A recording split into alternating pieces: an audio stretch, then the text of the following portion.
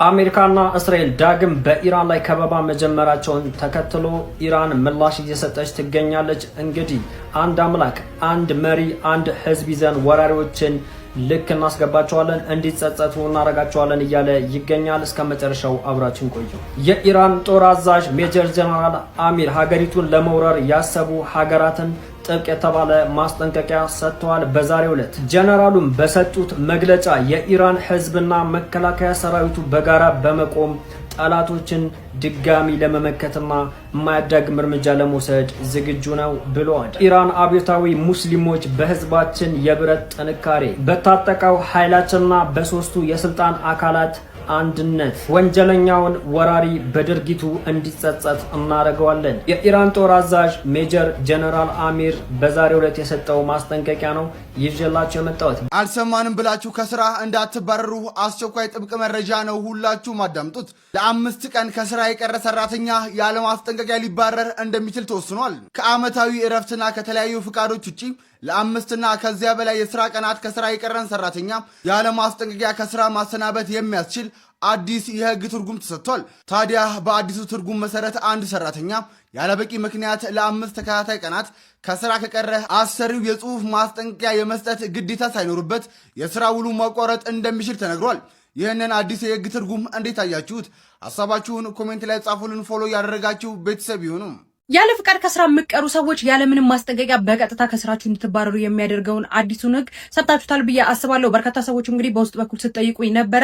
ትንሽ ዘርዘር አድርጌ ልንገራችሁ። ከዚህ ቀደም እንደሚታወቀው ማለት ነው የፌዴራል ጠቅላይ ፍርድ ቤት ሰበር ሰሚ ችሎት በሰበር መዝገብ ቁጥር 249795 ላይ አንድ ሰራተኛ 5 ቀን ከስራ ቢቀር ማለት ነው አሰሪዎቹ ለእያንዳንዱ ቀን ማስጠንቀቂያ በመስጠት የስራ ውሉን እንዳያቋርጥ ደንግጎ ነበረ። ነገር ግን ሰበር ሰሚ ችሎቱ ባሻሻለው እንዲሁም ደግሞ ይህኛውን ህግ ማለት ነው በሻራው መሰረት ከዚህ በኋላ 5 ተከታታይ ቀናት ያለ ልዩ ልዩ ፍቃድ ወይም ደግሞ ያለ እረፍት ፍቃድ ማለት ነው አለቆቻችሁ ሳያውቁ በየትኛው አይነት ምክንያት ሊሆን ይችላል ያለ ፍቃድ 5 ተከታታይ ቀናትና ከዛ በላይ ለሚሆን ቀን ከስራ ከቀራችሁ ያለ ምንም ማስጠንቀቂያ ውላችሁን ድርጅታችሁ ወይም ደግሞ አሰሪያችሁ ማለት ነው ማቋረጥ ይችላል የሚል አዲስ ህግ ነው የወጣው። ከዚህ ቀደም በተለያዩ ምክንያቶች እንዲሁም ደግሞ ከአለቃችሁ ጋር እንዲሁም ከድርጅታችሁ ጋር ባላችሁ የስራ ቅርበት ምክንያት ማለት ነው ከዚህ በላይ ቀንም ሆነ ከዚህ በታች ቀን ቀርታችሁ ማስጠንቀቂያ ላይ ሰጣችሁ ወይም ደግሞ በማስጠንቀቂያና በቃል ማስጠንቀቂያ ልትታለፉ ትችላላችሁ። ነገር ግን ከዚህ በኋላ ማለት ነው አሰሪያችሁ ያለምንም ቅድመ ሁኔታ ውላችሁን 5 ለተከታታይ ቀናት ከቀራችሁ ማቋረጥ ይችላል እንደማለት ነው ማለት ነው። ከዚህ በኋላ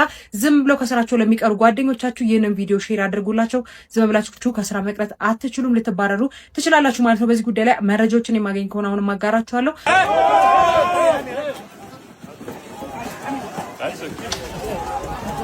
ከንጉስ ልጅነት ወደ ባንዳነት ፍርጃም የኢራኑ የመጨረሻው አልጋ ወራሽ ሬዛ ፓህላቪም በጀርመን በርሊን አደባባይ ያልታሰበ የቀለም ጥቃት አስተናገዱ።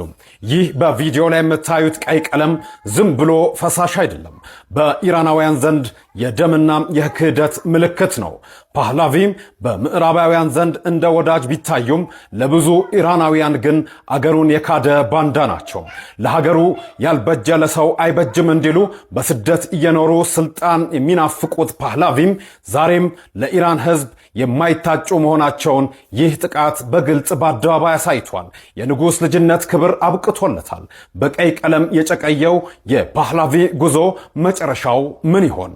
ሐሳባችሁን በኮሜንት አጋሩኝ። በጋዜጠኛ ላይ ጥቃት ተሰንዝሯል። ጋዜጠኛዋም ህይወቷ አልፏል። በተጨማሪም ደግሞ በእስራኤል ላይ ክስ ተመስርቷል። ይህ ነገር የተፈጠረው በሊባኖስ ሲሆን ሊባኖስ እንዲሁም ደግሞ እስራኤል የተኩስ አቁም ስምምነት ከተፈራረሙ በኋላ በትላንትናው ዕለት እስራኤል በሊባኖስ ላይ በተለይም ደግሞ በጋዜጠኞች ላይ ያነጣጠረ ጥቃት በመፈጸሙ ምክንያት 2 ጋዜጠኞች ጉዳት ከደረሰባቸው በኋላ ማለት ነው አንዲት ጋዜጠኛ ወዲያው ህይወቷ ማለፉን ነው የሊባኖስ ጠቅላይ ሚኒስትር እየተናገሩ የሚገኙት። ጠቅላይ ሚኒስትሩ እንደተናገሩት እንዲሁም ደግሞ በእስራኤል ላይ ክስ እንዳቀረቡት ከሆነም እንግዲህ አማል እንዲሁም በተጨማሪ ደግሞ ዘይነብ ፈራጅ የተባለች ጋዜጠኛ ለጋዜጣዊ ስራ በአካባቢው ላይ ተገኝተው ስራቸውን እየሰሩ በነበረበት ሰዓት እንግዲህ ጥቃት ተፈጽሞባቸዋል። በዛ ጥቃት ላይም ጉዳት ደርሶባቸው ነበር። ነገር ግን አንደኛዋ ጋዜጠኛ ወዲያው ህይወቷ አልፏል። እነሱን ለመርዳት ሲሄዱ የነበሩ መኪኖች እንዲሁም ደግሞ የእርዳታ መኪኖች ላይም እንግዲህ በድጋሚ ጥቃት መሰንዘሩና በተጨማሪ 2 ሰዎች መሞታቸው ነው ጠቅላይ ሚኒስትሩ እየተናገሩ የሚገኙት። ይህ ነገር የተሰማው እንግዲህ በዛሬው ዕለት ሊባኖስ እንዲሁም እስራኤል በአሜሪካ ንግግር 2ኛ ዙር ንግግር ማለት ነው ለማድረግ በሚገናኙበት ወቅት መሆኑም እንግዲህ በርካቶችን እያነጋገረ ይገኛል። ምናልባትም ንግግሩ ላይ እንግዲህ ተጽዕኖ እንዳይፈጠር ጭምር ነው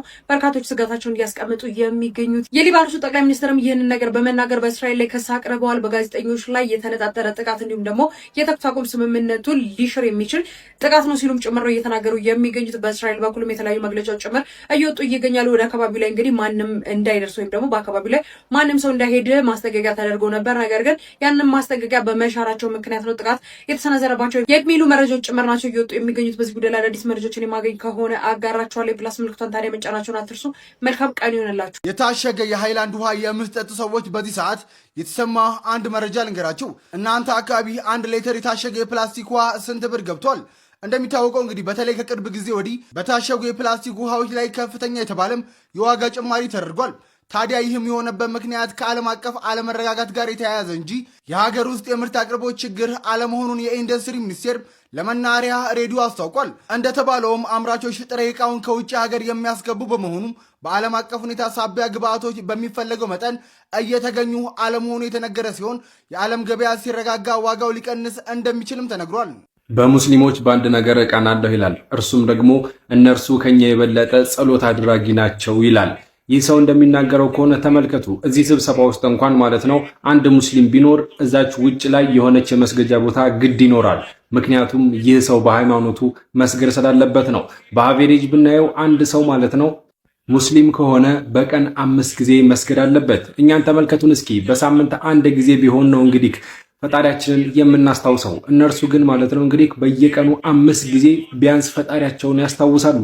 ይህንን እቀናባቸዋለሁ፣ በዚህ ምክንያትም እወዳቸዋለሁ፣ እነሱ ከኛ የተሻለ ጸሎት አድራጊ ናቸው ሲል ነበረ ስለ ሶላት የተመቸውን ነገር የተናገረው ማለት ነው። እናም እኛ ሙስሊሞች ማለት ነው ሶላትን በፍቅር እንደምንሰግድና አንዱ ሶላት እስከሚደርስ ሌላኛው ሶላት ወንጀል እንደሚታበስልን የምናውቀውስ ምን እንበል?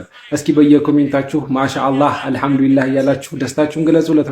አክሱሞች ዛሬም እንግዲህ የጁምዓ ሶላት አልፏቸዋል፣ ሳይሰግዱ ቀርተዋል ማለት ነው። ለሶስተኛ ተከታታይ ጊዜ የጁምዓ ሶላትን ሳይሰግዱ በዚህ ሳምንት እንግዲህ አፋኝ ህግ በሙስሊሙ ላይ ወጥቷል። ከህጎቹ መካከል እንግዲህ የጁምዓ ሶላት እንዳይሰግዱ ነው። ስለዚህ አሁን ደግሞ ተግባራዊ እየሆነ ይመስላል። እነሆ ዛሬ በአክሱም ምንም አይነት የጁምዓ ሶላት አልተሰገደም ማለት ነው፣ ቀርቷል።